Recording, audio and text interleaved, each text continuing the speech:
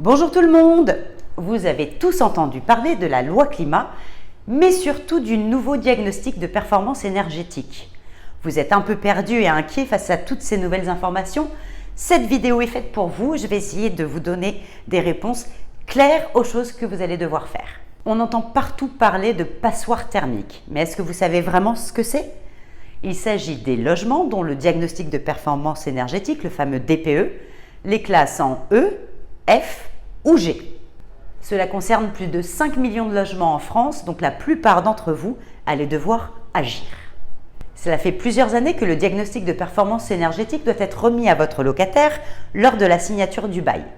Vous ne vous en êtes jamais vraiment soucié car c'est un document informatif fait par un professionnel qui doit être remis au locataire, à charge pour ce dernier d'en prendre connaissance ou pas. Mais attention, depuis la loi Elan, le DPE est devenu opposable, c'est-à-dire que le locataire pourrait contester la validité de son bail si le diagnostic était erroné.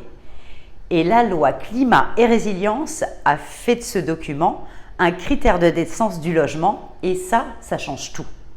Alors je sais ce que vous vous dites, mais qu'est-ce que ça change pour moi? En quoi je suis impliquée? Qu'est-ce que je vais devoir faire? Eh bien, depuis le 1er janvier 2023, les logements classés G, uniquement ceux avec une consommation supérieure à 450 kWh, ne peuvent plus être loués. Vous avez interdiction de louer votre bien tant que des travaux n'auront pas eu lieu. Cette interdiction de location va se poursuivre au fil du temps. Les appartements classés G, tous les autres, seront interdits d'être mis en location à partir du 1er janvier 2025, les F à partir du 1er janvier 2028 et les E à partir du 1er janvier 2034. Vous allez me dire, on a un petit peu de temps, mais non, attention, les logements classés en F ou en G ne peuvent déjà plus être augmentés. L'indexation annuelle du loyer ne peut plus avoir lieu. Le loyer est bloqué. Vous ne pouvez plus l'augmenter tant que le locataire ne sort pas et que vous n'avez pas réalisé dans le bien des travaux énergétiques. Alors comment je dois réagir? Première des choses à faire, c'est de prendre le diagnostic de performance énergétique que vous avez remis à votre locataire et regarder la date à laquelle il a été établi. Les nouveaux DPE sont en vigueur depuis le 1er juillet 2021.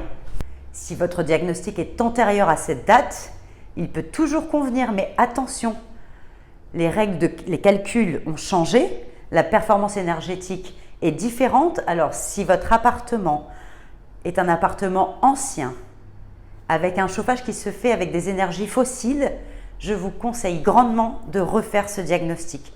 Parce que même s'il est classé aujourd'hui en D, il pourrait basculer en E, voire en F. Et là, vous serez embêté avec un loyer bloqué, un locataire en place qui pourrait faire valoir que le logement n'est pas décent. Quand vous regardez votre diagnostic, si vous découvrez que vous êtes classé entre A et D, félicitations, coupez la vidéo et allez boire un mojito. Par contre, si vous êtes classé entre E et G, pas de panique, on vous explique tout. Pour ne pas être coincé avec un loyer qu'on ne peut plus indexer ou un appartement qu'on ne peut plus louer, il n'y a qu'une seule solution, faire des travaux. Alors oui, c'est pénible, oui, ça a un coût, mais la loi Climat et Résilience a été votée, on doit s'adapter et on doit tous agir pour la transition énergétique. Alors maintenant qu'on sait ça, qu'il faut faire des travaux, par quoi je commence? Soit vous avez le nouveau diagnostic de performance énergétique et dans ces cas-là, vous trouverez la liste des travaux à réaliser dans le bien pour le faire basculer dans une étiquette énergétique meilleure. Il vous dira votre appartement est en E, si vous faites l'isolation des murs, que vous changez pour du double vitrage, vous passerez en D. Vous aurez également la possibilité de faire réaliser un audit énergétique pour avoir la liste précise des travaux à réaliser et un estimatif du budget. Une fois les travaux listés, on fait des devis auprès d'artisans pour avoir une idée du coût total. Et on cherche des solutions de financement, notamment avec les aides et crédits d'impôt, comme MaPrimeRénov', les subventions ANA, l'éco-prêt à taux zéro. Il faut faire un petit peu de recherche sur Internet, mais vous aurez une idée des subventions et des crédits d'impôt auxquels vous aurez droit. Quand les travaux seront terminés, vous faites refaire le diagnostic de performance énergétique qui classera votre bien en A, B, C ou D, peu importe, mais en tout cas, je l'espère, dans une lettre qui vous permettra de continuer à louer et à indexer le loyer de votre bien. Alors je sais qu'il y en a beaucoup qui vont se dire « et si je fais rien ?» Eh oui, mais si vous ne faites rien, vous ne pourrez plus indexer votre loyer, vous ne pourrez plus louer votre appartement. Si vous le faites quand même, vous aurez éventuellement la menace d'un locataire qui pourrait passer devant le juge et vous obliger à réaliser les travaux de rénovation énergétique dans le logement. Ceci tout en suspendant le paiement de son loyer, bien sûr. Tant qu'il n'y a pas eu de jurisprudence sur le sujet, c'est difficile de savoir exactement ce que la loi va imposer aux propriétaires, mais en tout cas, les conséquences sont nombreuses, elles peuvent être graves et préjudiciables. Pour conclure, la loi climat et résilience peut faire peur car elle entraîne des travaux à réaliser dans le logement, mais elle est importante pour la transition énergétique, mais aussi pour la valorisation de votre bien. Aujourd'hui, les biens en vente dont le diagnostic de performance énergétique n'est pas bon, ils mettent plus de temps à se vendre et les négociations sur le prix sont plus importantes car il y aura des travaux à réaliser dans le bien.